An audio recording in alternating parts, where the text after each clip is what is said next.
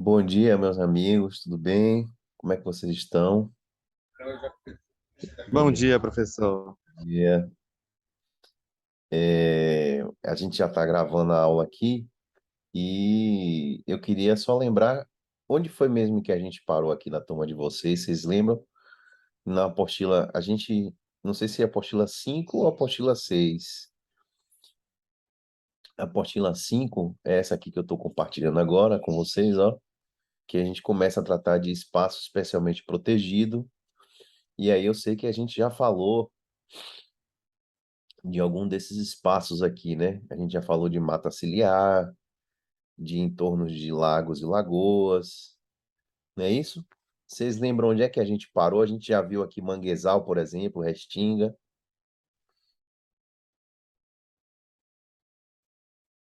Alguém lembra? Alguém sabe dizer? Já vimos, professor. Não, né? Essa apostila toda, essa aqui foi Manguezal, ó, depois a gente viu. Foi até o final, chegou até perto do final das 5. Então aqui, ó, a gente já viu topo de morros ou montanhas. Vocês lembram? Não, essa parte aí não. Não, Parou né? na página 18. 18, pronto. Deixa eu ver só qual é a página 18.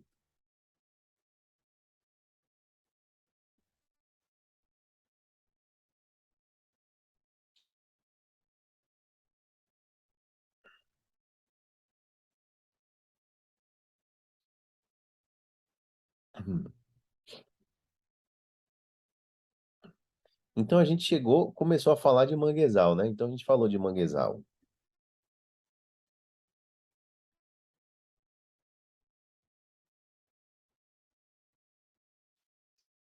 Então, relembrando, o manguezal é um espaço, né, especialmente protegido, de importância enorme, tem uma função ecológica muito grande, sob diversos pontos de vista, né? E são ecossistemas litorâneos. Como eu acredito que eu já tenha mencionado, o manguezal, ele precisa da influência fluviomarinha, né, para sobreviver, ou seja, da influência da água do mar. Então, o manguezal, ele é um bioma que, como ele precisa da influência da água do mar, ele necessariamente vai estar localizado no que a gente chama de terreno de marinha e acrescido de marinha. Terreno de marinha e acrescido de marinha são áreas em que há a influência do mar ainda, né? Influência fluviomarinha. E por ser terreno de marinha e acrescido de marinha, a demanda que envolver manguezal, em tese, ela deve ser processada na Justiça Federal. Por quê? Porque terreno de marinha crescido de marinha, e aí incluído os manguezais, que necessariamente estão nesses terrenos, são considerados bens da União, de acordo com o artigo 20, incisos 4 e 7 da Constituição. Então, por serem bens da União, por estarem localizados em áreas que são bens da União, a, atrai a competência da Justiça Federal quando houver algum problema envolvendo manguezal. Pelo menos em tese, né? Isso é o que em tese deveria acontecer. Nós temos julgados nesse sentido, tem até um aí na apostila, nesse sentido, que no nosso entendimento é o correto, né? Se há manguezal, há interesse federal por conta da natureza jurídica do bem que está em questão. É, mas nem todo mundo, nem a gente consegue encontrar julgados também que vão determinar que demandas envolvendo áreas de manguezal sejam processadas na justiça estadual, no nosso ponto de vista, de modo equivocado. Equivocado por quê? Porque se a área de manguezal, essa área é uma área de terreno de marinha ou acrescido de marinha, e, portanto, é bem da União. Tá aí um recurso especial na apostila, inclusive, nesse sentido. tá bom? Então, manguezal é um bioma de importância enorme, a proteção do assoreamento das praias por conta da ação das marés, enfim, é uma proteção enorme e um benefício enorme a manutenção dos manguezais protegidos e preservados. Por isso que são consideradas áreas de preservação permanente. E aí na tela vocês veem, inclusive, fotos de um manguezal dentro de Salvador. Aqui em Salvador nós temos ainda um último remanescente de manguezal, chamado Manguezal do Passavaca. Manguezal do Passavaca, que fica ali perto da foz do rio Jaguaribe, aqui em Jaguaribe. Se vocês andando ali pela orla, no sentido Itapuã Centro, Itapuã Pituba, né? Vocês vêm andando ali, passa pelo Sesc, passa pelo... Ali depois tem um Hiper Ideal, né? Você andando no sentido do Pituba. Antes de você entrar na Pinto de Aguiar, tem um condomínio de casas, né? Umas casas marrons assim. Antes desse condomínio, tem um terreno, vocês passando, podem perceber, um terreno fechado. Vocês vão ver uma vegetação mais ou menos assim, um terreno bem fechado, não tem construção nenhuma, é um terreno fechado. Ali é o Manguezal do Passavaca, que inclusive é um espaço especialmente protegido também pelo próprio plano diretor de Salvador, no PDDU de Salvador, considerou essa área como área de proteção de recursos naturais. É outra espécie de espaço especialmente protegido. Então, o Manguezal do Passavaca tem proteção não só por ser APP, né? Mas também por ser... Na frente do auditório, tem um local reservado. Gente, eu vou pedir para que vocês se mantenham no grupo, porque não é passar relatório, tá? Tô organizando com o Lucas, tudo certinho, e passo o link aqui para vocês de como é que vai ser.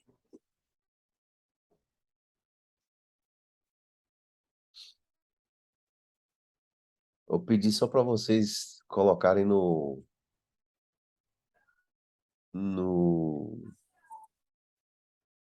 mudo aí, viu? Não consegui Ô, identificar. professor, desculpa, foi Josélia. Desculpa, bom dia. Não, tranquilo, bom dia. Não sei onde foi que ele ativou aqui, eu nem vi, não estou tocando no mouse, mas tanto até a câmera abriu agora. Fecha tudo, Josi, Eu embaixo, fechei, na barra. fechei o microfone também aqui. Não, estava fechado. Mas desculpa aí. Não, tranquilo. A aula depois eu vou botar no Canvas, viu? A gente está gravando e a aula a gente vai botar lá depois, para quem não conseguiu assistir. Então, eu estava falando que o manguezal é uma área de preservação permanente e também é um espaço especialmente protegido previsto no próprio PDDU de Salvador. Se a gente der uma olhada no PDDU de Salvador, o artigo 265 vai falar do que são as áreas de proteção de recursos naturais, né? Aqui em Salvador, e vai mencionar no artigo seguinte, no 266, a área de preservação de recursos naturais do Manguezal do Passavaca. Então, tem uma proteção especial prevista no próprio PDDU, dizendo que a utilização desse recurso natural deve acontecer de modo que não se comprometa o ecossistema. Beleza? Então tá aí. Apesar de que correu sério risco esse manguezal de ser extinto com a obra de macrodrenagem do Jaguaribe, porque a obra ela acaba influenciando nesse fluxo da água do mar para dentro do manguezal. Então mas aparentemente a interferência não foi capaz de impedir totalmente que a água passasse, a água salgada passasse para dentro aqui do manguezal. Mas beleza, manguezal então, área de preservação permanente, e por ser área inserida em terreno de marinha crescida de marinha, preste atenção, Justiça Federal, bem da União. Ok. Também é espaço especialmente protegido, meus amigos, que a gente chama de bordas de tabuleiros ou chapadas. A gente conhece muito bem, né, esse tipo de cenário aqui na Bahia. A gente tem aí na Chapada Diamantina muito isso. E o que que é a PP aqui desta cena? É essa parte de cima, a chamada do tabuleiro, né, ou da chapada, a borda, pelo menos 100 metros da borda, contado da linha de seção aqui do solo, né, quando o solo é dividido, 100 metros, pelo menos, é considerada área de preservação permanente. Aqui a gente tem um esquema melhor, tá vendo? A borda do tabuleiro ou chapada e pelo menos 100 metros dessa área nós temos a área de preservação permanente. É uma vegetação que precisa ser mantida por diversos motivos, né, biológicos, ecológicos aí, ecossistêmicos de proteção desse tipo de relevo, de vegetação e de fauna que aqui habita, né? Então tá aí, também é APP a faixa de pelo menos 100 metros da linha de corte do tabuleiro chapada para dentro. A gente tem a APP. Também a área de preservação permanente, a parte superior de topos, morros, montanhas, serras, enfim. Qualquer parte superior de um morro que tenha mais de 100 metros de altura, o terço superior é considerado área de preservação permanente. Então, está aqui um desenho que explica de modo bem melhor o que está disposto no inciso 9 do artigo 4º do Código Florestal, que é um texto bastante confuso, assim, um texto ruim de entender, mas o desenho aqui facilita bastante a nossa vida. O que é a área de preservação permanente quando a gente fala em topo de morro? O morro que tem inclinação média acima de 25 graus e mais de 100 metros de altura. Este morro, o terço superior do morro é a área de preservação permanente, é a APP. Então, se a gente tem um morro de 500 metros de altura, a inclinação média do morro é acima de 25 graus e ele tem 500 metros de altura. O terço superior deste morro, algo em torno aí de 150 metros, vai ser área de preservação permanente. Beleza? Então, o topo de morro, montes, montanhas e serras também é área de preservação permanente. Nós estamos tratando nada mais, nada menos do que dos incisos do artigo 4º do Código Florestal. O artigo 4º do Código Florestal é o artigo que traz uma série de áreas de preservação permanente descritas neste artigo 4º. Por isso que eu coloco aqui, ó, topo de morros, montes ou montanhas, inciso 9. Bordas de tabuleiro ou chapada, inciso 8. É uma sequência, na verdade, do que a gente está vendo, uma sequência das APPs previstas no Código Florestal. Tá bom? Então, o topo de morro é considerada área de preservação permanente.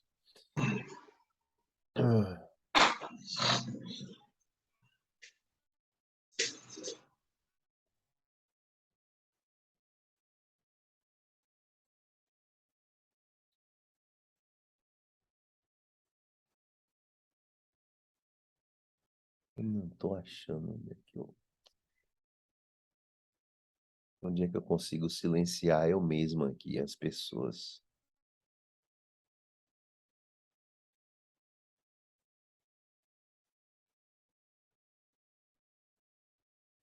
Enfim, vamos lá. Então, voltando aí, o topo de morro é área de APP.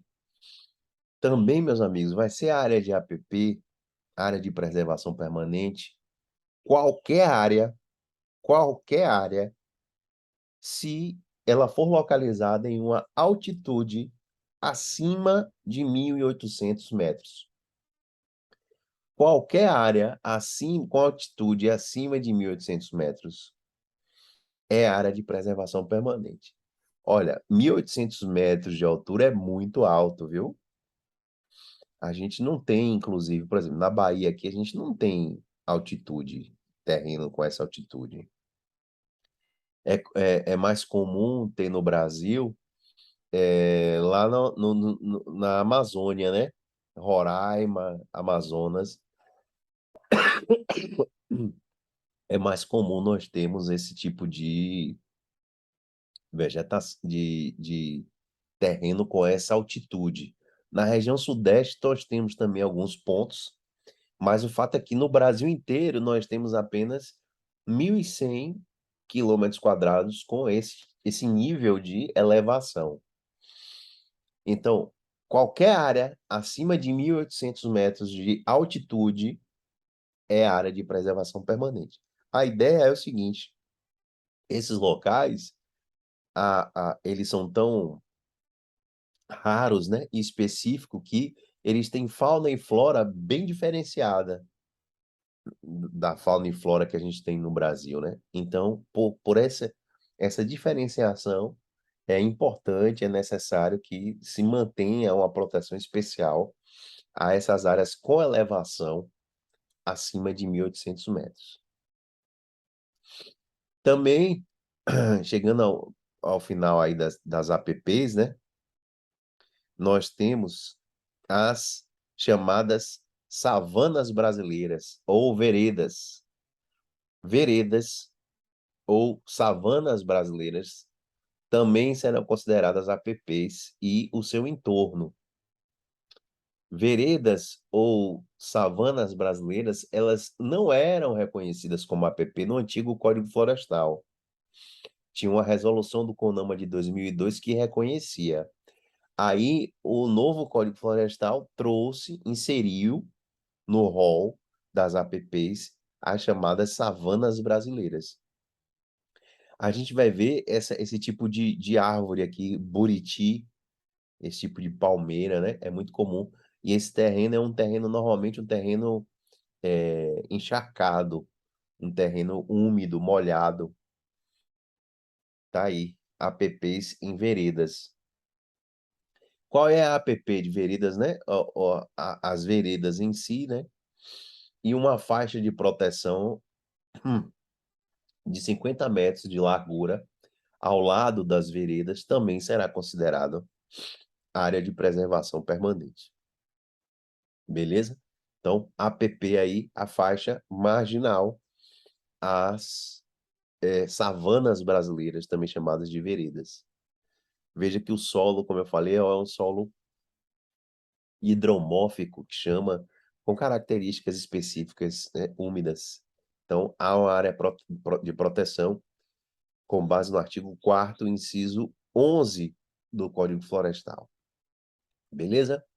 Aí a gente, vistas as áreas de preservação permanentes do Código Florestal, a gente dá uma olhada nas regras gerais do regime de proteção de APP. O artigo 7º do Código Florestal diz que a vegetação das áreas de APP, ela deve ser mantida, né? Obviamente, a ideia é essa aí de proteção. Então, a área de APP deverá ser mantida pelo proprietário da área.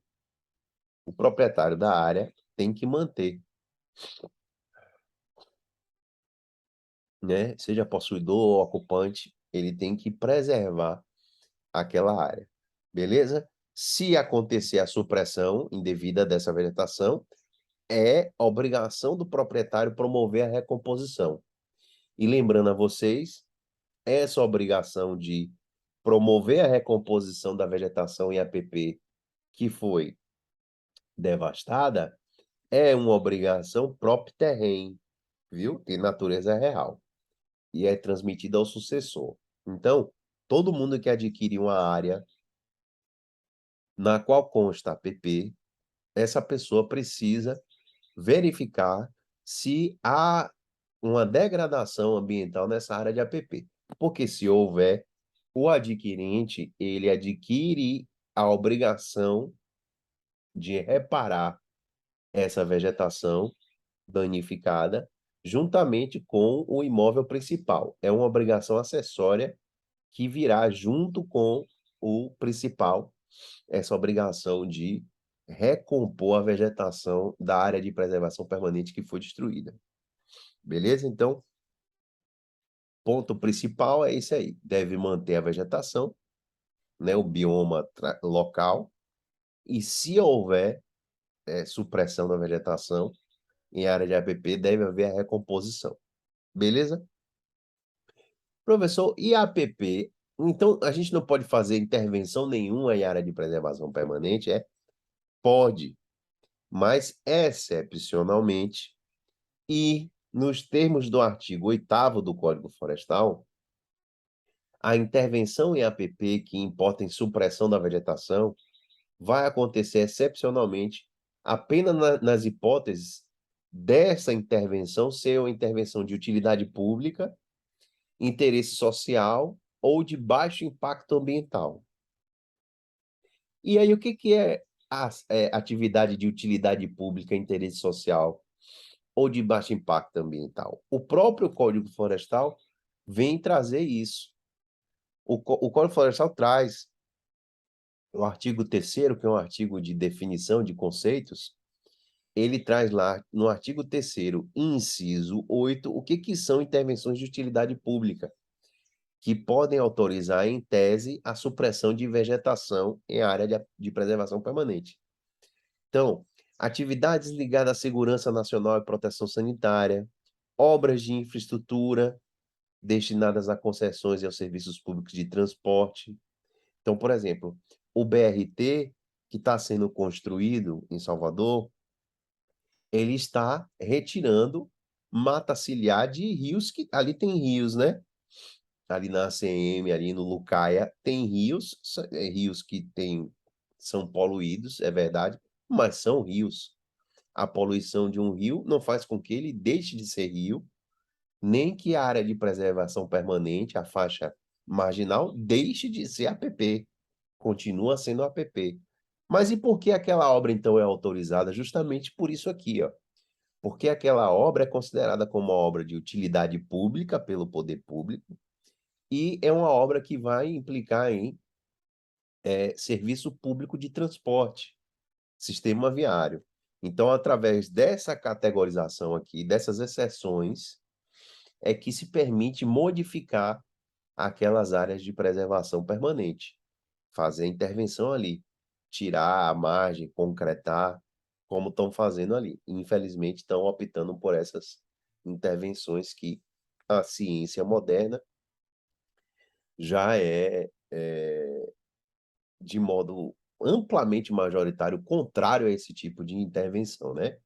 A ideia porque qual é a justificativa de se mexer em rios, por exemplo, e se canalizar em concreto? É de controlar a enchente, é para promover um sistema de drenagem, né, da água mais eficiente. O fato é que a médio e longo prazo, esse tipo de intervenção, ele não soluciona os problemas da enchente. E a médio e longo prazo, as enchentes continuam acontecendo e muitas vezes até de modo mais severo, mais agressivo, justamente porque a cidade foi impermeabilizada, ao invés de ter se tornado permeável, a cidade perde, portanto, a capacidade de absorver a água. O terreno ele não absorve mais água como ele absorvia quando tinha vegetação, quando era solo com terra e com vegetação, né? Com o concreto, a água não passa para o solo. E aí, com a ideia baseada no princípio de eficiência hidráulica, né? O princípio de levar esse excesso pluviométrico para o mar o mais rápido possível, essa é a ideia, né, dessas macrodrenagens. O fato é que, se chove demais, se passa da cota do rio que foi canalizado, a enchente vai vir. E como as cidades sofrem um problema histórico de impermeabilização e de ocupação desordenada, a tendência é que a médio e longo prazo esse tipo de obra seja um tiro no pé. implique em mais alagamentos e desastres mais severos. Como a gente vê hoje acontecendo aí aos montes. Todo ano a gente tem notícia que em cidades como Belo Horizonte, São Paulo, tem, em períodos de chuva, alagamentos com mortes, com pessoas perdendo imóveis ou perdendo bens. Por quê? Por conta da impermeabilização e por conta dessas intervenções de macrodrenagem, onde deveria se ter tentado promover a renaturalização dos cursos d'água, se promoveu esse tipo de concretagem em sequência. A concretagem em sequência dá a impressão de que vai resolver o problema de enchente, mas a gente de Salvador aqui sabe que não resolve. A gente sabe que não resolve. É só a gente ver as intervenções que já fizeram aí, se resolveu o problema. A gente sabe que não resolveu. Então, mas por que que qual é a saída jurídica que ainda justifica esse tipo de intervenção? É isso aqui. É considerar que aquele tipo de obra tem utilidade pública, por ser uma obra destinada à concessão de serviço de transporte. Beleza? Então tá aqui. O artigo 3º, inciso 8, traz as hipóteses de utilidade pública, ó, obras de defesa civil. Então, por exemplo, aquelas obras de fazer encostas, né? Botar concreto nas encostas, que é uma obra que tem que ser feita, né? Na ausência de vegetação, tem que ser feita aquele tipo de contenção. O ideal é que se trouxesse a vegetação de volta, porque a vegetação que existia originariamente nesses morros, ela é muito mais eficiente do ponto de vista do controle de erosão do que essas mantas de concreto. Porque essas mantas de concreto, nem elas às vezes aguentam.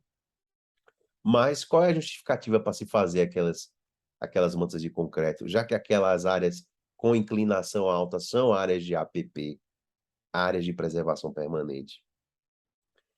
A justificativa está aqui. São obras destinadas, ó, à defesa civil. Aí pode fazer. Beleza? Então tá aí, ó, outras hipóteses. No inciso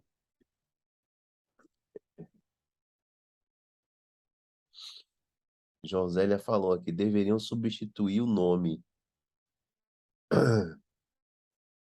Eu não entendi muito a referência, José.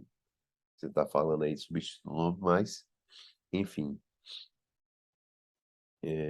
Se você quiser, pode Eu ir. estava falando, professor, o senhor está falando da obra de utilidade pública, né? A forma como eles Ah, sim. justificam as alterações malucas que eles fazem, as Pois é. intervenções erradas. Exatamente, exatamente.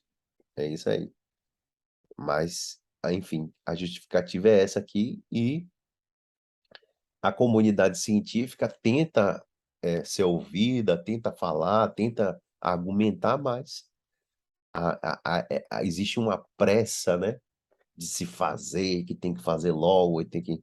Normalmente a gente só descobre o projeto em si, qual é, quando a obra já está sendo feita, né? Me perdoem, viu? Ou, ou pelo menos quando a obra já foi licitada, já foi escolhida alguém, já foi contratado alguém para fazer a obra. Então, meus amigos, utilidade pública está no inciso 8, e o que vem a ser interesse social está no inciso 9. Aqui está mais ligado a ações sociais. Como, por exemplo, se em uma área de preservação permanente desejar construir casas populares, do projeto de Minha Casa Minha Vida, né? Que mudou o nome aí para Casa Verde e Amarela, e eu acho que vai mudar de novo agora para Minha Casa Minha Vida. Como é uma intervenção de interesse social, é uma intervenção que visa regularização fundiária, né? De assentamentos humanos a serem ocupados por população de baixa renda, aí há um interesse social por trás. Então, pode se justificar por exemplo, uma intervenção em área de preservação permanente, a retirada da vegetação para a construção de moradias que visem a regularização fundiária. Então tá aqui as hipóteses, eu vou deixar aqui para vocês darem uma lida. Não faz sentido aqui a gente ficar lendo a legislação toda, mas o que é importante é que vocês entendam que como é que eu faço para saber se algo é de utilidade pública ou interesse social para efeitos de autorização para a realização da obra em APP? É só ir no artigo 3º do Código Florestal, inciso 8, você vê o que é de utilidade pública, e inciso 9, você vê o que é interesse social. Utilidade pública, meus amigos, normalmente tem um caráter mais emergencial. É algo que tem que ser feito de modo mais rápido, com uma certa urgência. E o interesse social já é algo que não tem tanta urgência, mas é algo que é de interesse de toda a coletividade que aquela determinada ação seja feita. Beleza? Então tá aí, ó.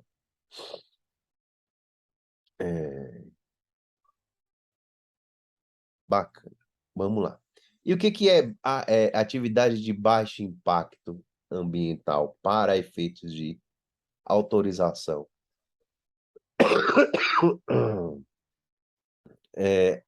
Atividade de baixo impacto ambiental está no inciso 10.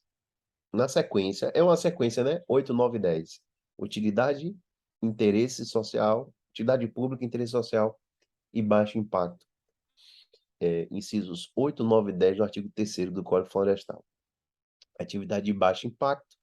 Então, por exemplo, abertura de pequenas vias de acesso interno da população, né?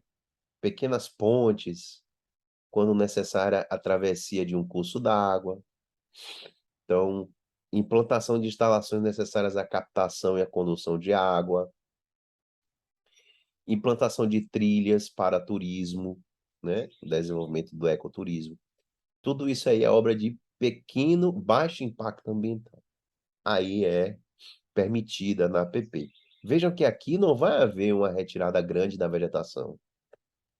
É uma intervenção pequena, que vai acontecer em pontos específicos da área de preservação permanente, e aí é permitido, aí se permite, né?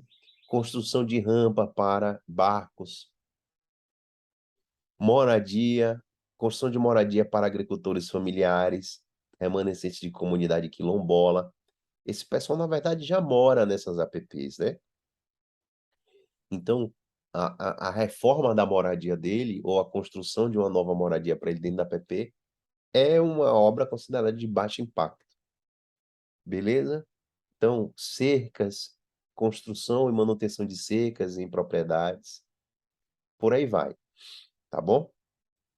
Então, fiquem atentos. E aí, a gente finaliza a nossa apostila 5 agora, tratando das espécies de intervenções que são permitidas em área de preservação permanente. Tá bom? Fiquem atentos. Artigo 3º, incisos 8, 9 e 10.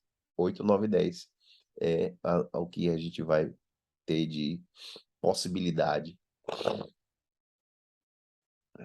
Tamara perguntando a apostila para V2. Olha só, eu vou dar uma preferência ao que a gente viu depois, né? Ao que a gente viu depois. Eu não sei se foi a partir da 4 ou a partir da 5. Mas não tem como a prova ser feita sem mencionar conceitos passados. Não tem como, de conceitos, de princípios. Isso aí é algo que não vai ser o foco da prova. A gente vai focar no que a gente está vendo agora,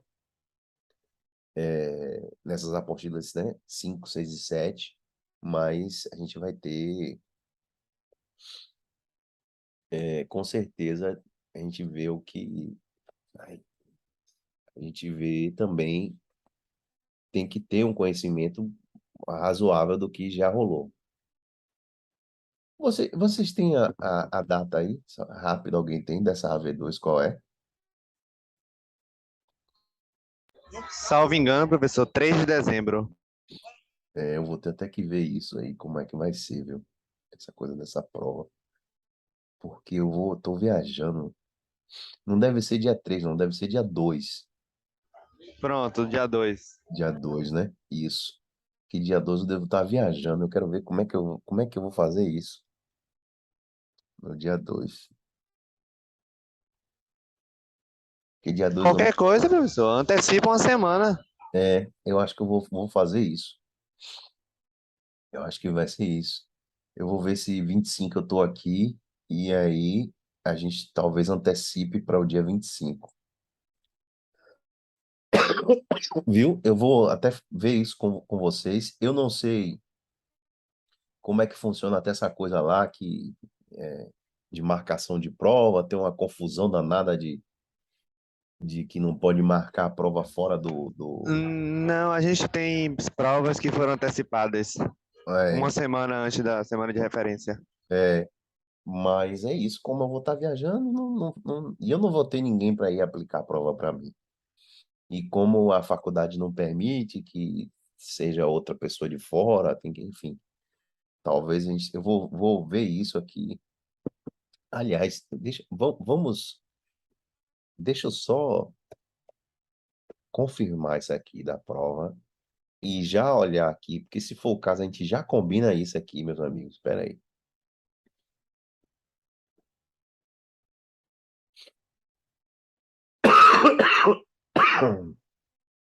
Ai,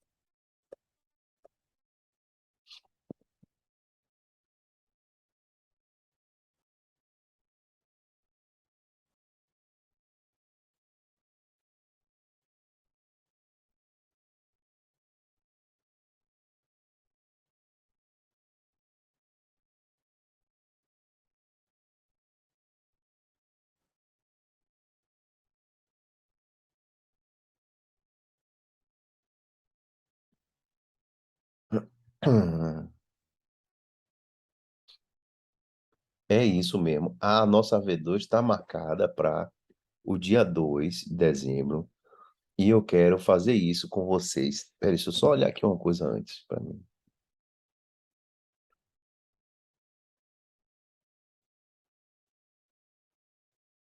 2 de dezembro, então seria no dia 25. Deixa eu só ver aqui uma coisa.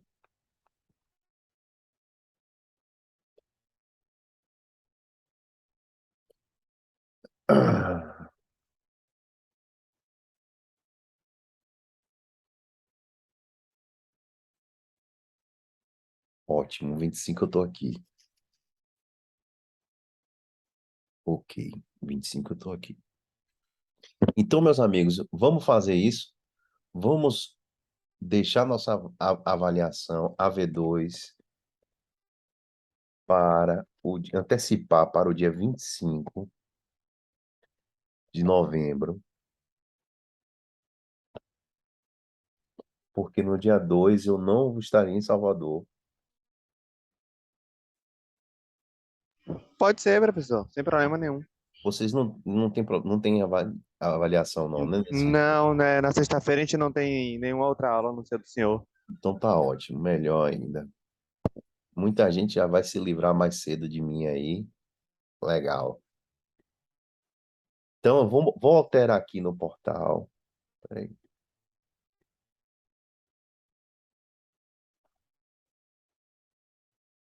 Deixa eu já alterar aqui no portal. Se vocês, por favor, botem essa informação no grupo aí. 25/11/2022. Pronto.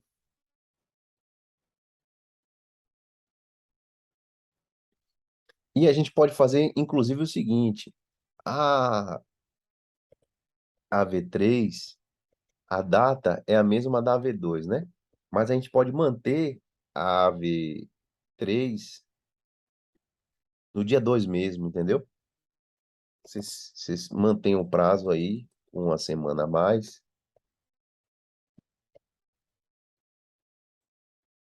A gente só altera a data da AV2 mesmo. Porque como é virtual a AV3, vocês entregam no, no portal, não tem problema nenhum, viu? Então a gente vai fazer assim.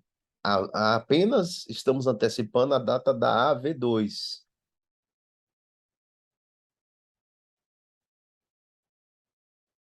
Tamara está perguntando se a AV3, o artigo que vale 2 pontos, pode ser feito com alguma palestra do Intercut? Pode, não tem problema nenhum, não.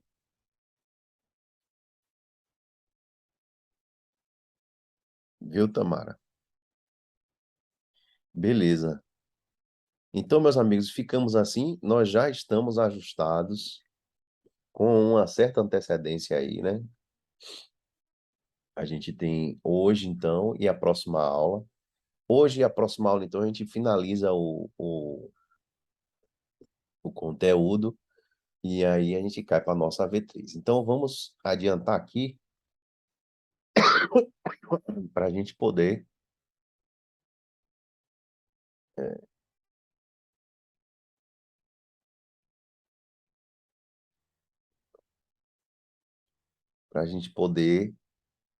avançar. Tá aí, espaços especialmente protegidos.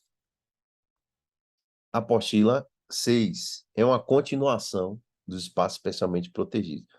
Alguma dúvida, meus amigos, sobre a avaliação? Não, né? Fica a avaliação para o dia 25/11, AV2, avisem aí na turma e a gente se resolve da melhor forma, assim. Então, continuando aí, aula 6, apostila 6, na verdade, né? Espaço especialmente protegido é uma continuação. E aí a gente passa a estudar um espaço especialmente protegido, que é a chamada reserva legal. Reserva legal é um espaço especialmente protegido, previsto também no próprio Código Florestal. Não precisa de um decreto do Poder Executivo para instituir a reserva legal. Ela já tem previsão no próprio Código Florestal, está lá no artigo 3º, inciso 3. Reserva legal, meus amigos, é um tipo de espaço especialmente protegido que diz respeito às propriedades rurais, viu? A APP, que a gente viu até então, não tinha essa restrição de ser de área urbana rural. Por exemplo, a margem de um rio é APP, esteja ele em área urbana ou esteja ele em área rural.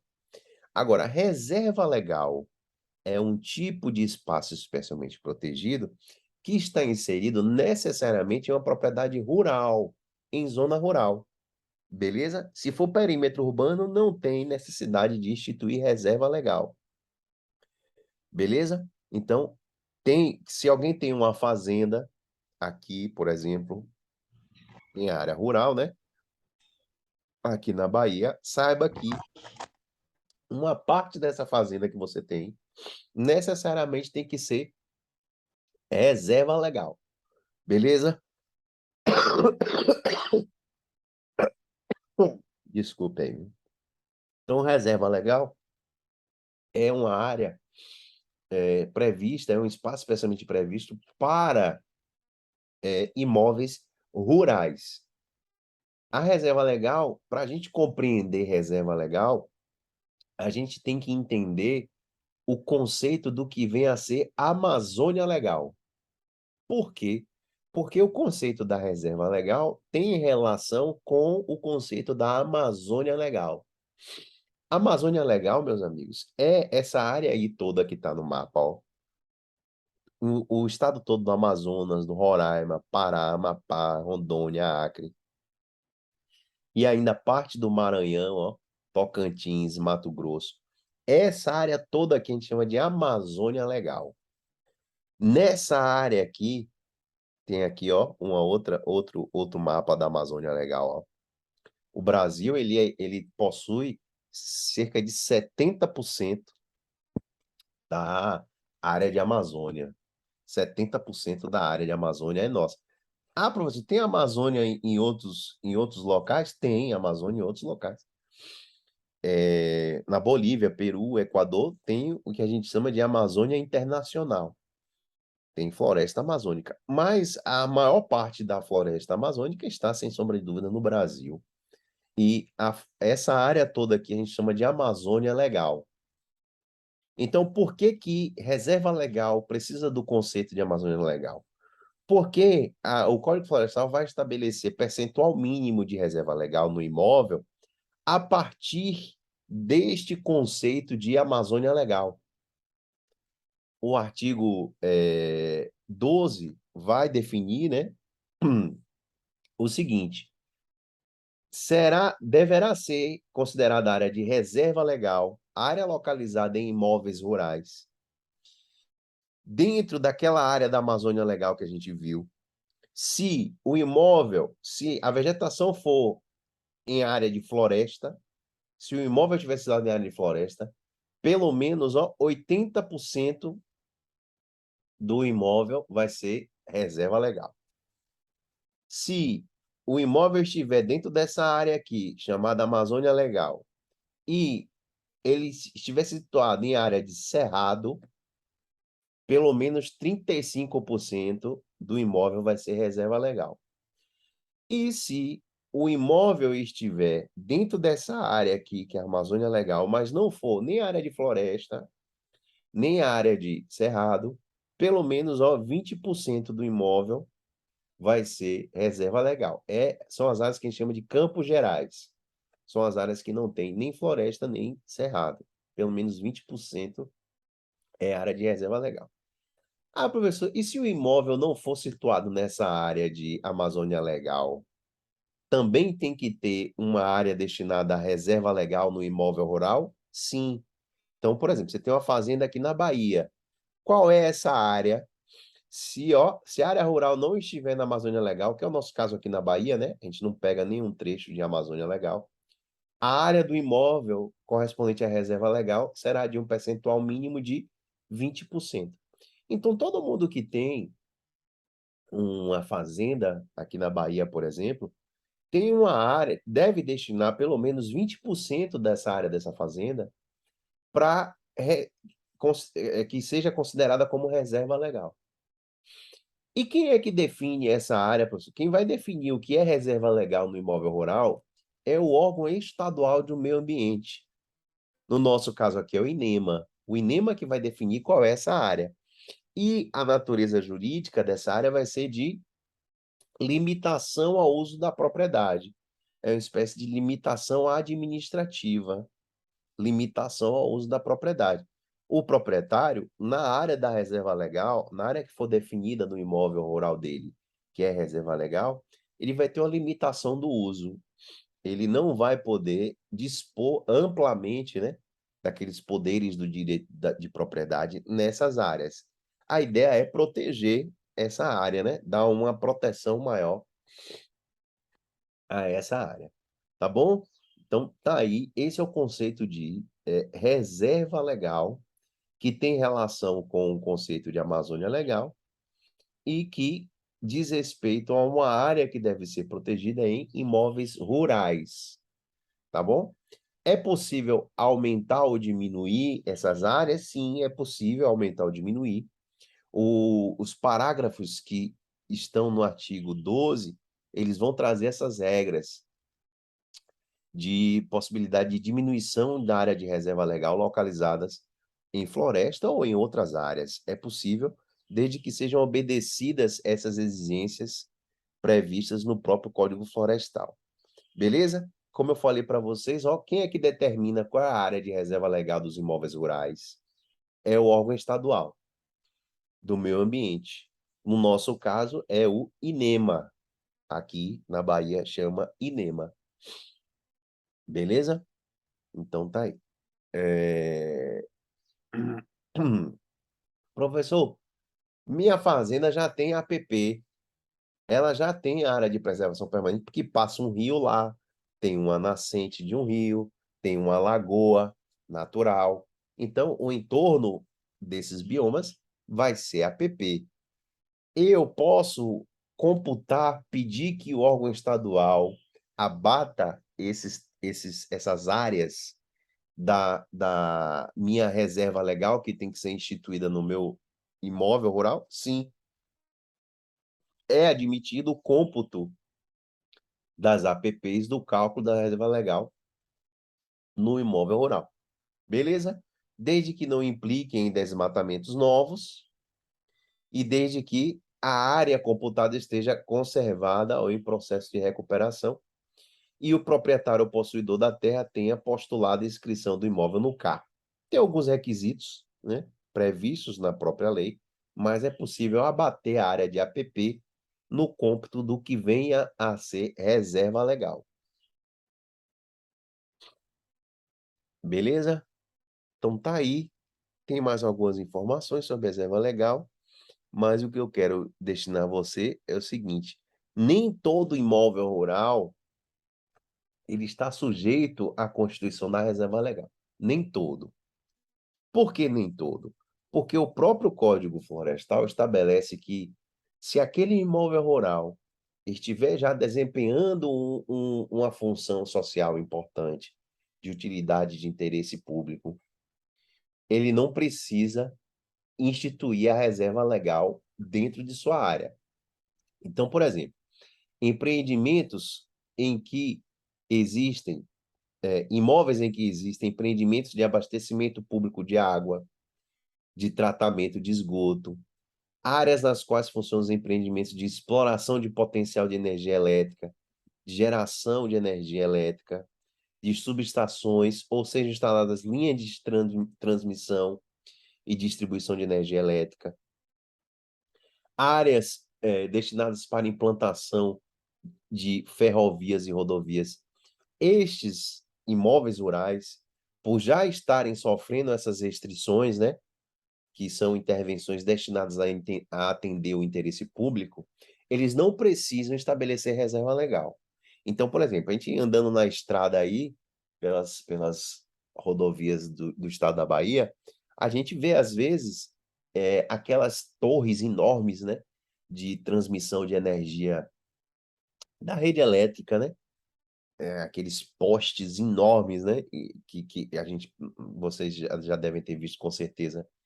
Aquele imóvel rural no qual foi instalada aquela linha de transmissão e de distribuição de energia elétrica, ele não vai precisar constituir a área de reserva legal, porque ele já tem ele já funciona para servir aquela finalidade social, né? Aquele interesse público de permitir a instalação da linha de transmissão de energia elétrica nele. Então, é só um exemplo para dizer que a área de reserva legal não é necessariamente estabelecida em todos os imóveis rurais. Pode ser que o imóvel rural já tenha sido destinado a alguma outra atividade de interesse público, e aí ele fica livre dessa obrigação de estabelecer a área de reserva legal. Beleza? A reserva legal, meus amigos, a área de reserva legal, havia uma necessidade de inscrição dessa área no cartório de imóveis. Mas essa obrigatoriedade foi extinta. O que é preciso registrar, a área de reserva legal tem que ser registrada no CAR atualmente, no Cadastro Ambiental Rural. Beleza? Não precisa mais ser registrado no cartório de imóveis, mas sim vai ser registrado no CAR. Na área de reserva legal não pode ser feito o corte raso da vegetação, é possível apenas o manejo florestal sustentável. O que é o manejo florestal sustentável? Nessa área vai ter que se manter a vegetação que tem lá, e a gente pode, aproveitando a vegetação que tem lá, entre a vegetação que tem na área de reserva legal, fazer algum cultivo, que é o cultivo que a gente chama de manejo florestal sustentável, que é mantendo as características, mas fazendo o cultivo de alguma espécie que se harmonize com as outras espécies que estão lá. Então, por exemplo, plantação de açaí. Açaí é comum, plantações de açaí feitas assim, com manejo florestal sustentável. Planta-se espécies de açaí já dentro da vegetação, sem precisar retirar a vegetação que existe lá. Beleza? Então, é possível a exploração comercial, desde que seja feita na reserva legal, o chamado manejo florestal sustentável. Beleza?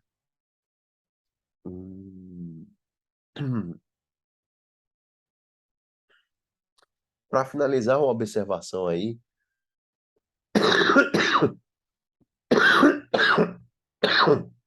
Eu já vi cair em prova.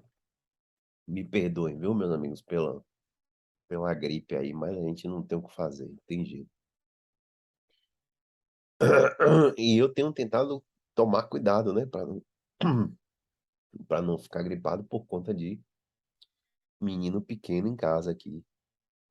Mas, infelizmente, estamos aí. Quando o imóvel, amigos, é desapropriado pelo poder público, regra geral, o proprietário deve ser indenizado e tal cálculo do valor da indenização levará em consideração a produtividade da área, sendo que a área de reserva legal, para ser excluída do cálculo da produtividade do imóvel, deve ter sido averbada no registro imobiliário antes da vistoria do poder público. Beleza? Então, é interessante do ponto de vista econômico, se for feita, se estiver na iminência de haver uma desapropriação, é interessante que o proprietário faça essa averbação, beleza? Faça essa individualização da área junto aos órgãos competentes, que é o órgão estadual do meio ambiente. Tá bom? Dando sequência, depois da reserva legal, nós vemos outros espaços especialmente protegidos, que são os chamados apicuns e salgados. Apicuns e salgados. Apicuns e salgados são terrenos com a salinidade muito alta, com a presença de sal, né, no terreno muito alta. E são áreas consideradas de uso ecologicamente sustentável, localizadas na zona costeira. Tá vendo aqui? Apicuns e salgados normalmente estão associados próximos a áreas de manguezal, áreas de restinga, né? Tá aí. Apicuns e salgados são áreas localizadas próximos a praias, onde normalmente é feita a cultura do camarão, carcinicultura. São áreas que têm um valor econômico muito alto, são muito disputadas, porque nessas áreas se faz a chamada produção de camarão, né? Criação de camarão, que é uma atividade que normalmente ela traz um impacto muito grande ao meio ambiente, porque ela representa a retirada da vegetação, né? Normalmente vai ser uma vegetação associada aí de manguezal, para a criação dos chamados tanques de cultura. Vão se criar tanques de cultura em que a água salgada tem acesso, né? E aí, nesses tanques, que se faz a criação de camarão. Beleza? Então, apicuns e salgados são áreas que são úteis a esse tipo de intervenção econômica, né? Carcinicultura, ou mesmo pode ser instituída chamadas salinas. Salinas são as propriedades produtoras de sal. Produtoras de sal. Qual é a diferença entre apicuns e salgados? Salgados são chamados também de marismas tropicais hipersalinos. E nos salgados a gente ainda vê uma presença de vegetação herbácea. Salgados é aquele terreno em que a salinidade ela varia entre 10% e 15%. 10% e 15% do solo é sal. Aí nós temos os salgados. E os apicuns são áreas mais salgadas que os salgados. Apicuns são áreas mais salgadas ainda, que a salinidade é ainda maior. Onde tem presença de sal acima de 15%, né? Acima de 150 partes por mil ou 15%, nós temos os apicuns. Nos apicuns, já a gente não vai ver mais vegetação, porque não tem vegetação que consiga sobreviver a esse nível de sal. Nos apicuns não dá. É uma espécie de brejo de água salgada perto do mar. Beleza? Então, apicuns e salgados. O que é que de apicuns e salgados a gente pode cair em prova, ou eu já vi, é em relação à licença. A licença ambiental para empreendimentos de carcinicultura, que normalmente é o que se instala nesses locais, a licença será de 5 anos. E essa licença só será renovada se o empreendedor cumprir com as exigências da ação ambiental e do próprio licenciamento. Então, é uma área sensível. Para a instalação da carcinicultura, tem que haver um licenciamento ambiental e a licença vai ser de 5 anos. Sempre renovável, se o empreendedor cumprir com as condicionantes que foram estabelecidas na licença anterior. Porque quando alguém é autorizado a instaurar, por exemplo, a carcinicultura, vai ter lá as condicionantes, ele vai ter que dar as contrapartidas, a contrapartida. E aí, se ele não der, ele não vai ter a renovação da licença. Se der, pode ter a renovação da licença. Beleza? Na sequência aí, área de uso restrito. O que são áreas de uso restrito? Área de uso restrito, meus amigos, associa a Pantanal. Área de Pantanal. Área de uso restrito quer dizer área de Pantanal, ou as planícies pantaneiras, que nós temos muito no Brasil, né? O bioma clássico de área pantaneira, de área de uso restrito, é o bioma do Pantanal Mato-Grossense, né? Conhecido aí mundialmente, um patrimônio nacional, inclusive, conhecido aí mundialmente por abrigar o maior felino das Américas, que é a onça-pintada, e uma série de espécies importantíssimas, né? E muitas ameaçadas de extinção. E nós temos uma proteção especial nessas áreas. E foi uma ótima inovação do Código Florestal de 2012, que trouxe área de uso restrito, essas áreas que se destinam a proteger e fomentar o desenvolvimento de pantanais e planícies pantaneiras. Beleza? Professor, então nessas áreas onde tiver planície pantaneira, pode ter exploração comercial? Pode, mas tem que ser a exploração economicamente sustentável. Beleza? Pode haver manejo florestal sustentável e pode ter o exercício de atividade pastoris, né? Agrocívio pastoris. Pode criar gado, enfim. Mas desde que seja atividades autorizadas pelo poder público e sustentáveis, economicamente sustentáveis. Tá bom? Temos áreas de Pantanal aqui na Bahia? Temos, mas são menores, né, do que em relação ao Pantanal Mato-Grossense. Beleza? Na sequência, meus amigos, ó, áreas verdes urbanas. Áreas verdes urbanas são áreas são áreas definidas como espaços públicos ou privados, com a vegetação, né, nativa presente, previstos no plano diretor e indisponíveis para a construção de moradias. Por exemplo, aqui em Salvador nós temos ali o Parque da Cidade, como área verde urbana, o Parque Metropolitano de Pituaçu. Então, são espaços especialmente protegidos também.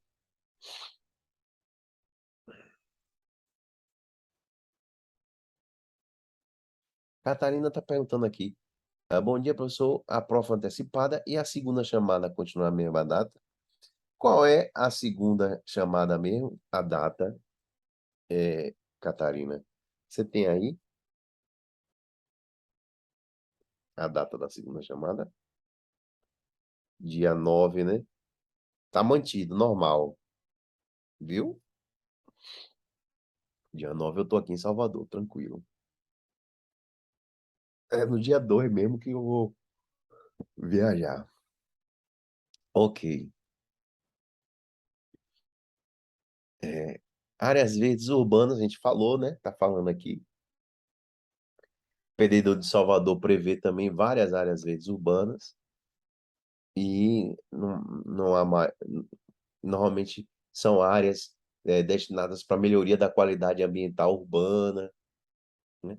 Proteção de recursos hídricos, recreação e lazer. É o que acontece com o Parque de Pituaçu, o que acontece com Parque de São Bartolomeu, né?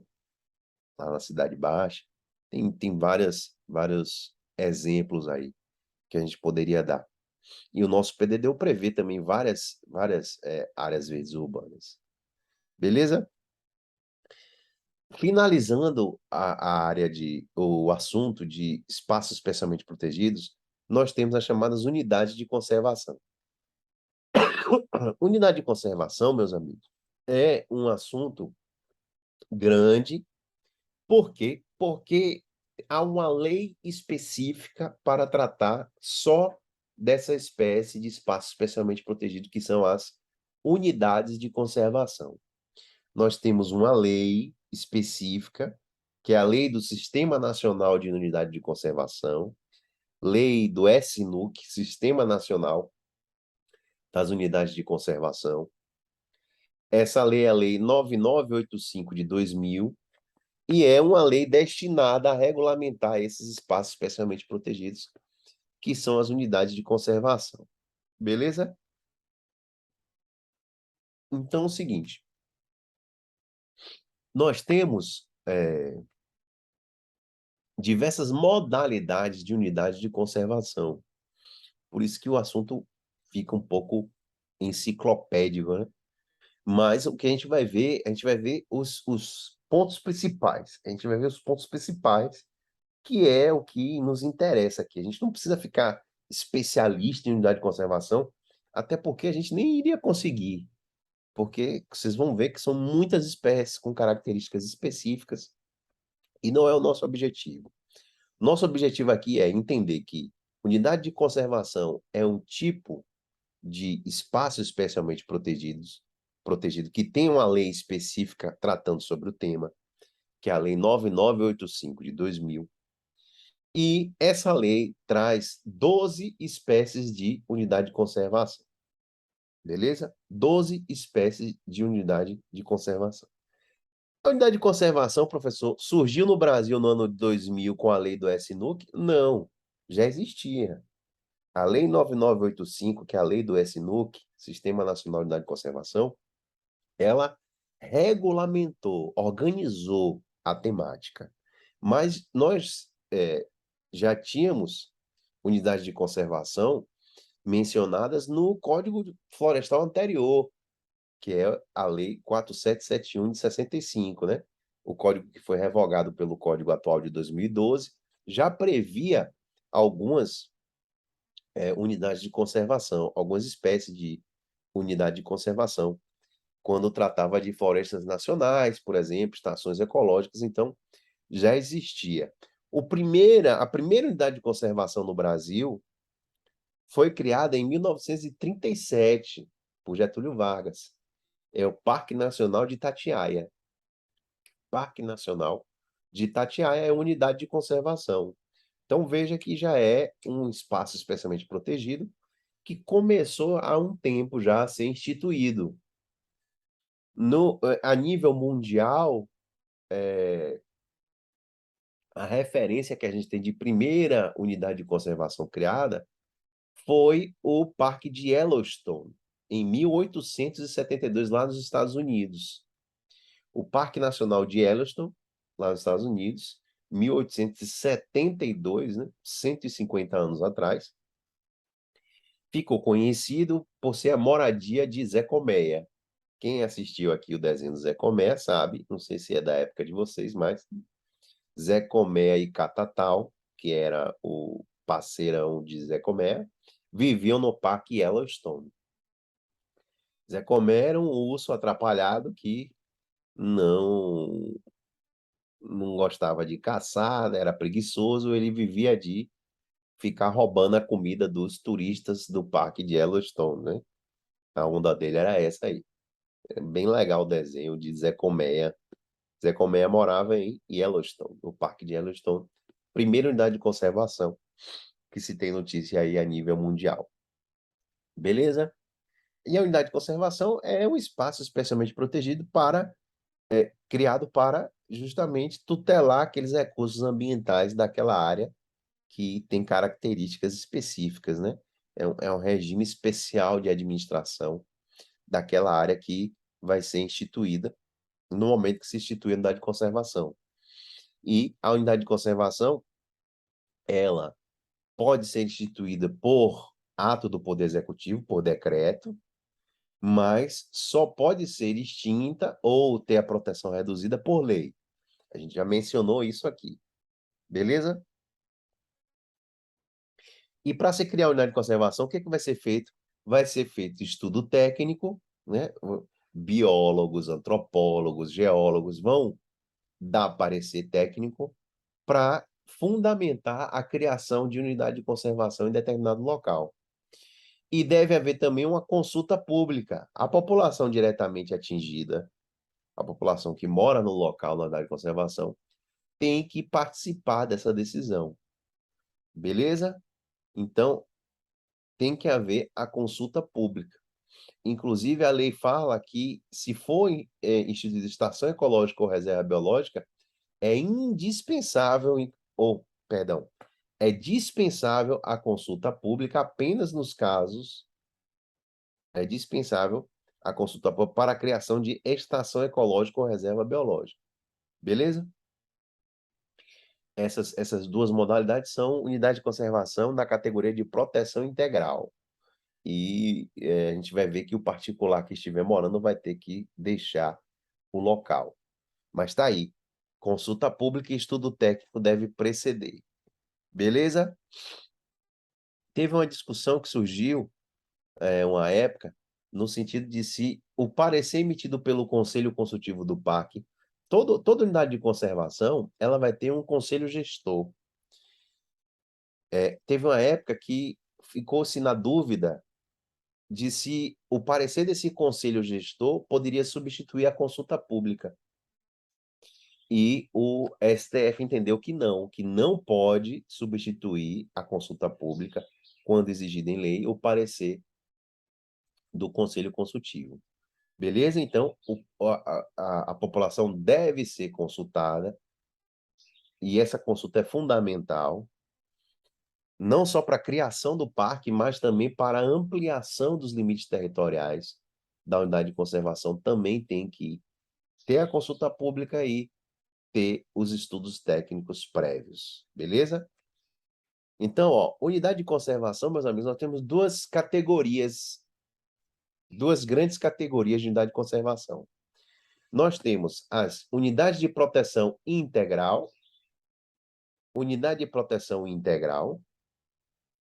e nós temos as unidades de uso sustentável.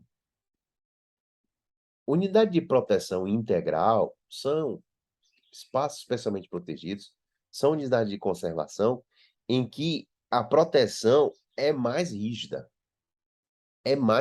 Normalmente, por exemplo, não vai se permitir a moradia de particulares em áreas e unidades de proteção integral. Normalmente não se permite. Já em unidades de uso sustentável, normalmente se permite. Beleza? Então, quais são essas espécies de unidade de proteção integral de uso sustentável? Está aqui. Unidade de proteção integral, nós temos 5 espécies. Estação ecológica, reserva biológica, parque nacional, monumento natural e refúgio da vida silvestre. Professor, vai ser muita coisa para eu decorar. Calma, você não precisa decorar. não vai precisar decorar. Eu não vou lhe perguntar se estação ecológica, parque nacional, é de um ou de outro. Não vou. De qualquer forma, já deixo avisado a vocês, vocês podem fazer a prova, vão poder fazer a prova com consulta à legislação, sem problema nenhum. Podem fazer a prova com consulta à legislação, mas já digo que, pelo menos eu não vou fazer esse tipo de cobrança. O que é importante que você saiba é que existe uma categoria em que a proteção é mais severa, que são as unidades de proteção integral, e outras que não é tão severa assim, mas existe uma proteção que são as unidades de uso sustentável. Claro que se você souber identificar quais são as de proteção integral e quais de uso sustentável, melhor ainda, mas pela quantidade de espécies, não, eu sei que vocês não vão conseguir memorizar isso assim facilmente. Isso é preciso bastante leitura, né? Mais de uma vez, uma dedicação mais direcionada a esse tipo de assunto. Então, nós temos a unidade de proteção integral, essas 5, e nós temos unidade de uso sustentável, são 7 espécies. Cadê? Deixa eu passar aqui logo para mostrar aqui.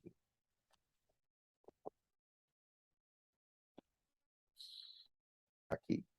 Unidade de uso sustentável, que é a outra categoria, nós temos 7 espécies. Ó.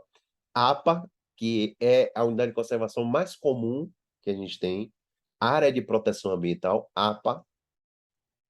A gente tem várias APAs aqui em Salvador, né? Vocês já ouviram falar em APA? APA Litoral Norte, APA Baía de Todos os Santos, APA... Enfim, tem APA de dar em doido aí. É unidade de uso sustentável. A APA é uma unidade de conservação de uso sustentável.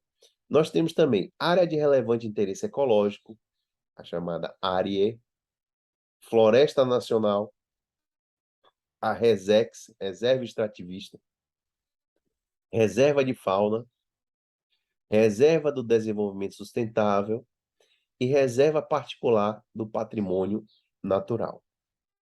Beleza? Então, essas são as de uso sustentável e as de proteção integral, nós temos aqui essas 5. Beleza?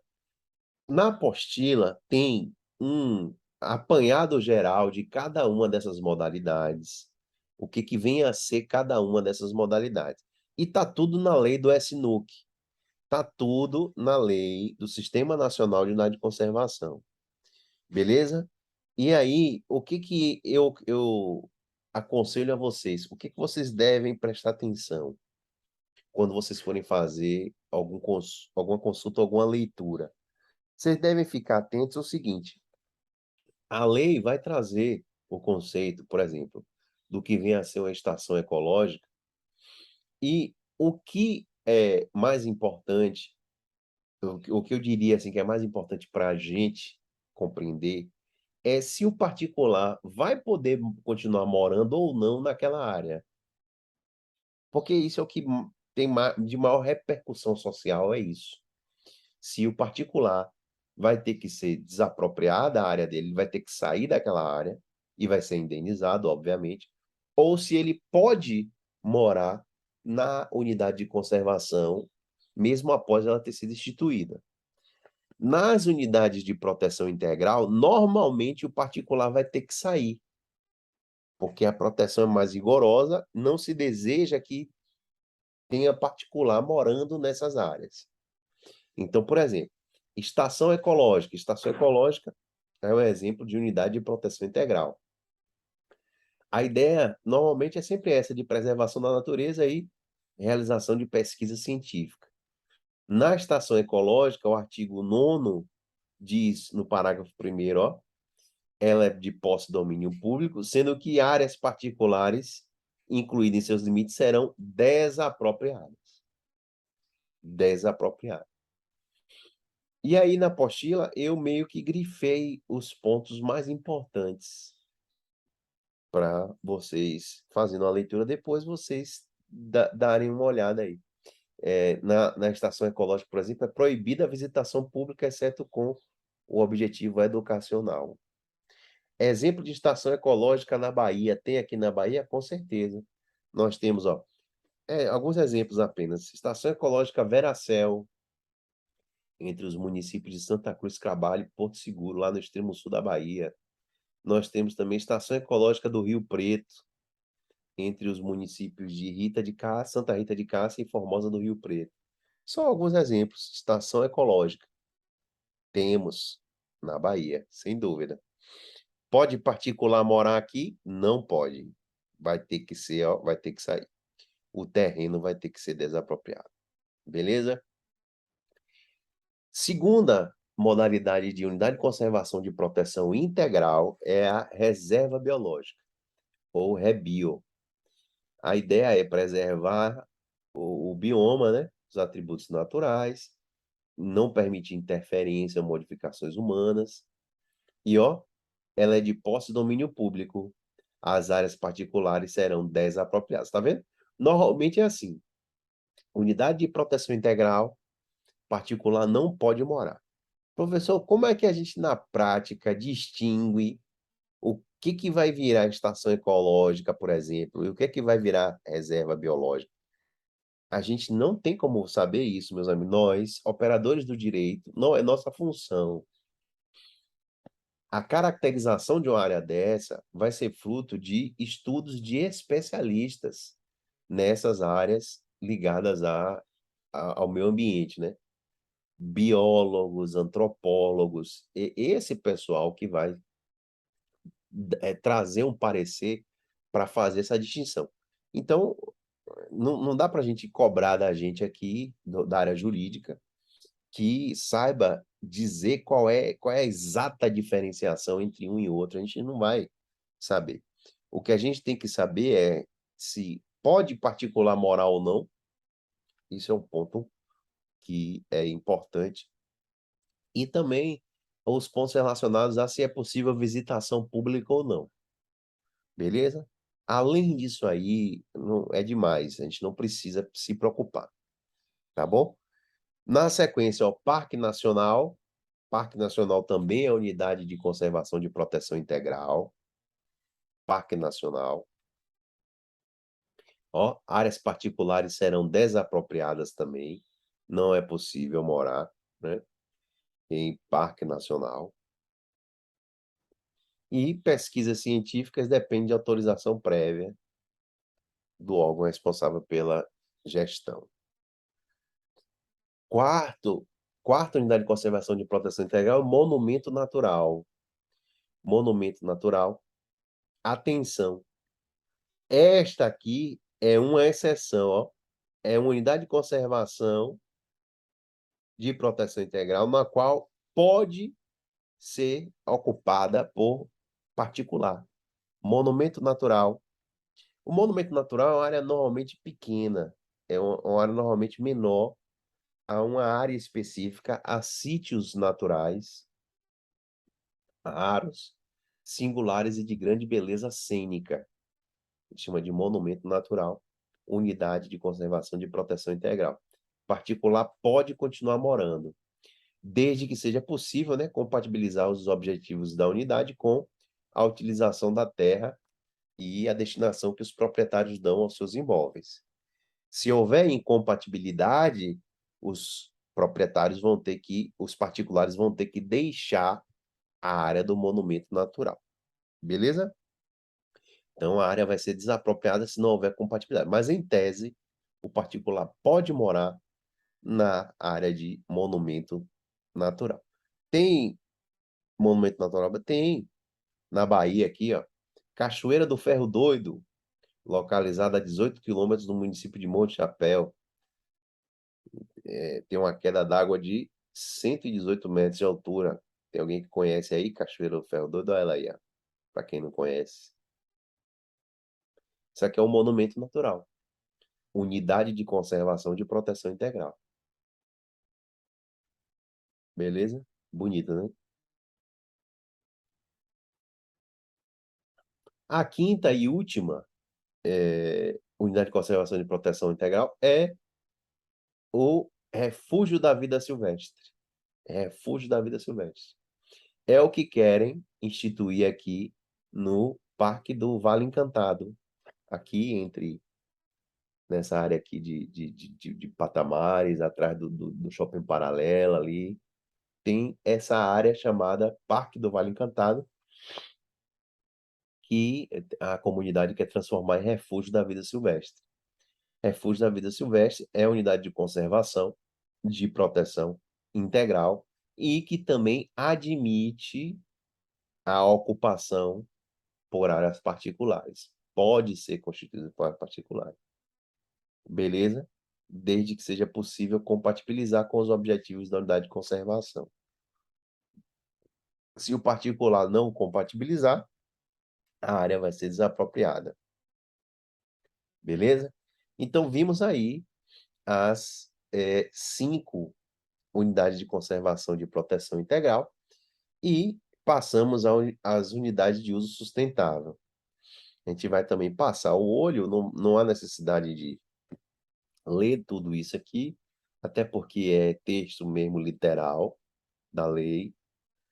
E, além de vocês vão fazer a prova com o texto na mão da lei. A nível de cobrança, nós não vamos cobrar detalhes específicos, não. É mais essa coisa da distinção, se é proteção integral ou se é uso sustentável. Beleza? Primeira unidade de uso sustentável é a APA. A APA normalmente é uma área com ocupação humana. Por exemplo, aquela área do Lagoas e Dunas do Abaeté é uma APA. É uma APA instituída tanto pelo município como pelo estado. Então, APA é uma área com certo grau de ocupação humana e a ideia é proteger a diversidade biológica da APA, beleza? Então, a APA pode ser, sim, constituída por terras públicas ou privadas, sem problema nenhum. Tá bom? Então, tá aí. APA. Tem APA aqui na Bahia? Pô, tem um monte. Eu trouxe alguns exemplos aqui. APA Litoral Norte, APA Baía de Todos os Santos, APA Baía de Camamu, APA Lagoas e Dunas do Abaeté, APA Serra Branca Raso da Catarina. Esse aqui foi o local onde Lampião morava, né? Essa área aqui da APA Serra Branca Raso da Catarina, próximo ali de Paulo Afonso, Jeremoabo, Canudos, provável esconderijo de Lampião. APA. Segunda unidade de conservação de uso sustentável é a área de relevante interesse ecológico. É uma área de pequena extensão com características naturais extraordinárias. Pode ser constituída só por terra pública ou privada. Vejam que aqui, nas unidades de uso sustentável, normalmente o particular pode morar. Normalmente o particular continua morando.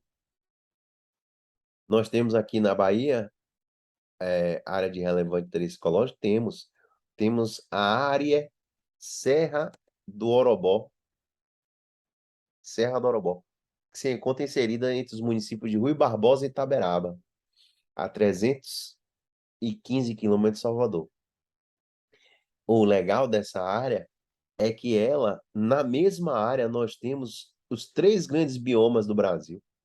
Nós temos Mata Atlântica, Caatinga e Cerrado. Numa mesma área, tem representantes de 3 biomas. Olha que área rica. Serra do Orobó, área Serra do Orobó. Então, tá aí. Outra unidade de conservação de uso sustentável é a chamada Floresta Nacional. Lembrem-se, Parque Nacional é de uso integral, unidade de conservação de proteção integral, e Floresta Nacional é de uso sustentável. Parque Nacional, proteção integral, Floresta Nacional, uso sustentável. Beleza? Na Floresta Nacional, meus amigos, a área é de posse e domínio público e os particulares devem sair. As áreas devem ser desapropriadas. Só quem vai poder continuar morando numa floresta nacional são as populações tradicionais, né? Populações quilombolas, índios, por aí vai. Quem já mora lá há muito tempo, na Floresta Nacional. Beleza? Na Bahia temos Floresta Nacional. Floresta Nacional com Tendas do Sincorá, em Itanhaçu, aproximadamente 90 quilômetros de Brumado. É longe, né?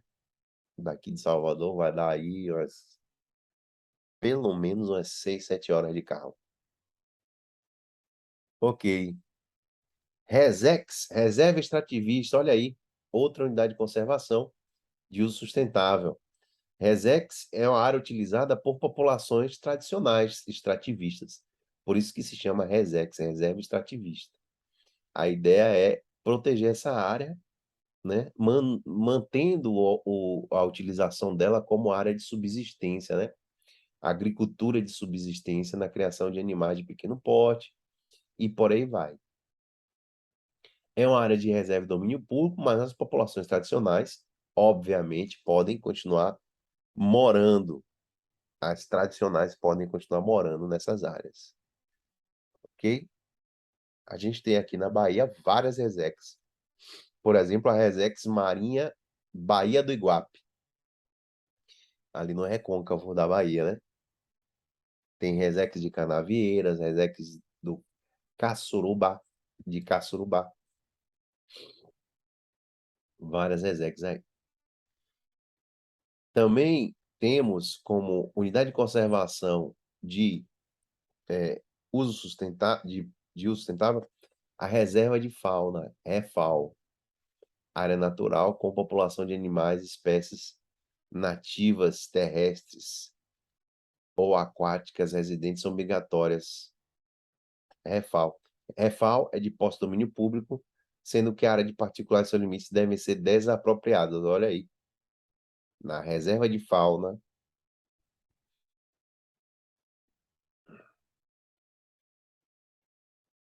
as áreas particulares devem ser desapropriadas.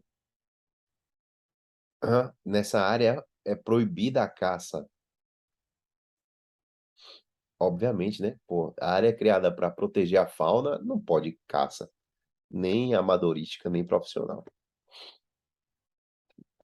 Reserva de uso de desenvolvimento sustentável. Reserva de desenvolvimento sustentável. RDS. Área natural que também obriga populações tradicionais. Aí você vai me perguntar, professor, qual vai ser a diferença então da RDS da Resex para instituir uma Resex que é de população tradicional? Não sei. Não sei lhe dizer. Quem vai lhe dizer isso aí, por que a gente vai instituir RDS ou Resex, vai ser um especialista em antropologia, um antropólogo, junto com um biólogo. Eles vão fazer estudos, vão lá no local e aí, de acordo com as características, eles vão sugerir a natureza da unidade de conservação. Beleza? Reserva de desenvolvimento sustentável. Finalizando, a última, reserva particular no patrimônio natural. Essa, pelo próprio nome, é fácil a gente saber que reserva particular do patrimônio natural, a gente já sabe que trata-se de área particular, né? Trata-se de área privada. Então, é uma área que vai ser gravada com perpetuidade essa proteção, com o objetivo de conservar a diversidade biológica. Beleza? Já no finalzinho, quais são as normas, as regras gerais de proteção de unidade de conservação que a gente pode trazer aqui para vocês? Bem, a criação pode ser feita por decreto ou lei e a diminuição da proteção ou extinção só por lei. Beleza? Independentemente da forma, se for lei ou decreto, deve haver, consulta pública. Beleza? Deve haver consulta pública. As unidades de conservação, meus amigos, elas também devem ter uma zona de transição, que a gente chama de zona de amortecimento. Antes da divisória, da linha divisória da unidade de conservação, tem uma zona, deve ter uma zona mista, uma zona em que já vai ter uma proteção maior para funcionar como uma espécie de transição. Essa faixa de zona de amortecimento, ela vai ser definida no ato de criação da unidade de conservação, ou até mesmo posteriormente, ouvindo os proprietários afetados. Beleza? Unidade de conservação, ela pode ser gerida pelo poder público ou por entidades do terceiro setor, as chamadas OCIPs, Organizações da Sociedade Civil de Interesse Público. Beleza? OCIPs também podem fazer a gestão. Quando as OCIPs fazem a gestão, há um certo incômodo. Por quê? Porque o poder público passa a particular a administração de algo que deveria ser feito pelo próprio poder público. Porque a administração dessas unidades de conservação implica também em atribuições, por exemplo, de poder de polícia. Quem administra essas unidades de conservação tem poder de punir quem sai das regras. E como a OCIP é um ente do terceiro setor, né? É um ente privado, a natureza de pessoa jurídica, a personalidade é de direito privado, tem essa crítica que rola. Não deveria permitir, porque vai implicar em delegação de poder de polícia, e isso contraria, né, as linhas gerais de exercício do poder de polícia, que normalmente deve ser exercida apenas pelo poder público. Mas quem pode gerir pode ser o poder público e pode ser as OCIPs.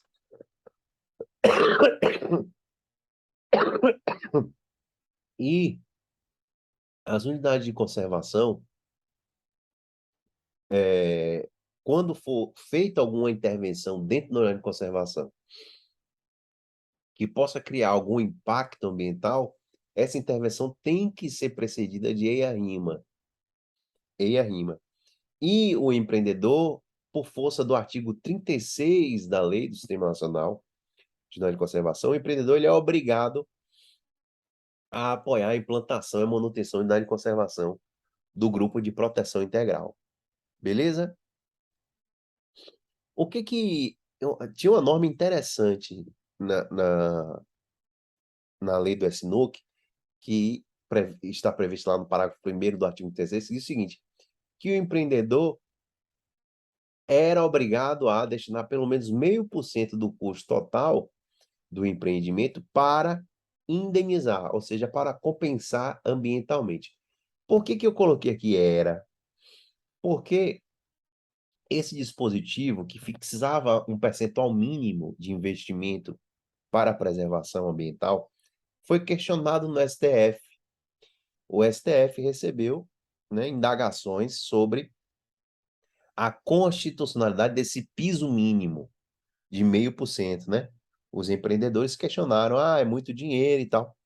E aí o STF declarou inconstitucional, dizendo que deve haver a fixação de um valor de compensação, mas sem esse piso mínimo de 0,5%. Então, se estabeleceu que a compensação deve ser proporcional ao impacto, não devendo haver um patamar mínimo ou máximo. Beleza? Então, o STF, em 2007, entendeu assim. Em 2007, ele entendeu assim, interpretando o artigo 36, parágrafo 1º da lei do SNUC. Só que 2 anos depois, posteriormente, aqui no governo Lula, segundo o governo Lula, foi editado o decreto 6848 de 2009, que estabeleceu quais são os critérios para fixação desse valor da indenização. E, na prática, esse decreto, ele acabou estabelecendo um teto máximo de compensação. Esse decreto acabou estabelecendo que a compensação ambiental deve ser algo equivalente entre 0,5% dos custos totais do empreendimento. Então, meus amigos, o que era teto mínimo virou teto máximo. Um retrocesso ambiental grave, né? Um arranjo aí da nossa classe política em desfavor do meio ambiente. A lei do SNU, que previa pelo menos 0,5% de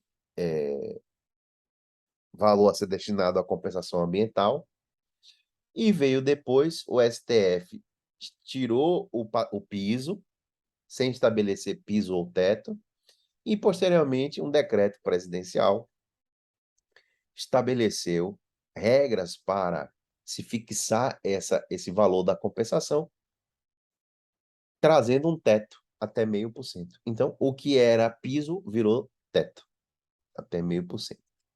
Beleza? Pois é, meus amigos, tá aí. Deixa eu compartilhar com vocês essa apostila que eu grifei.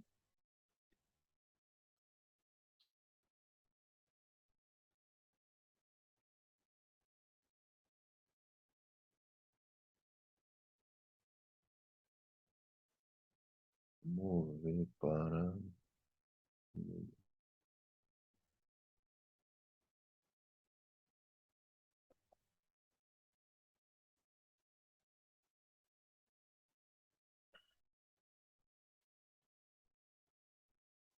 Ué, cadê?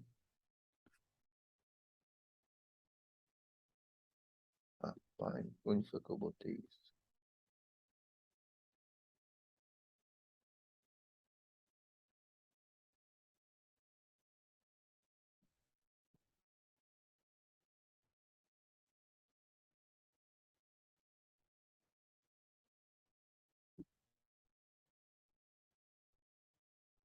Vixe, é que dá isso, né?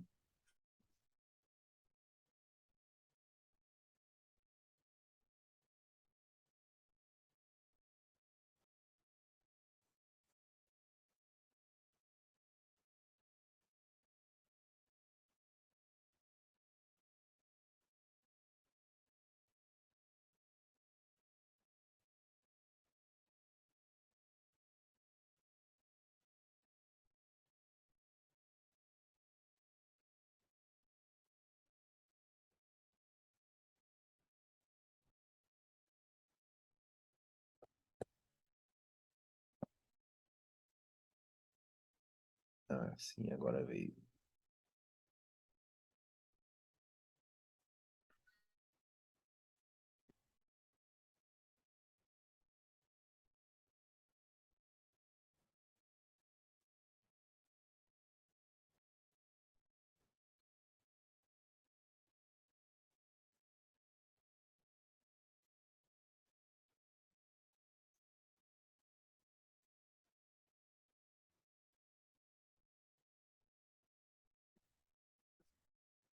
Pera aí, rapidinho, que eu tô só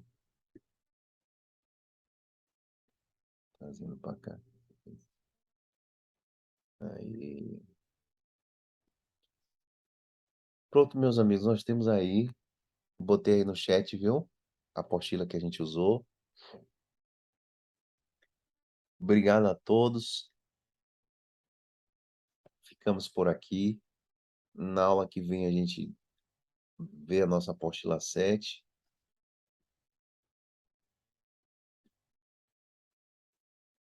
E partimos para nossa prova. Valeu, obrigado aí. Obrigada, professor. Ótimo dia para o senhor e para todos aí. Valeu, Bom final de semana. valeu para vocês também. Obrigada, professor. Grande abraço. Vou salvar depois essa aula no Canvas, viu? Um abraço. Valeu. Entre mortos e feridos, salvaram-se todos. Valeu. Já comecei a tomar umas vitaminas aí.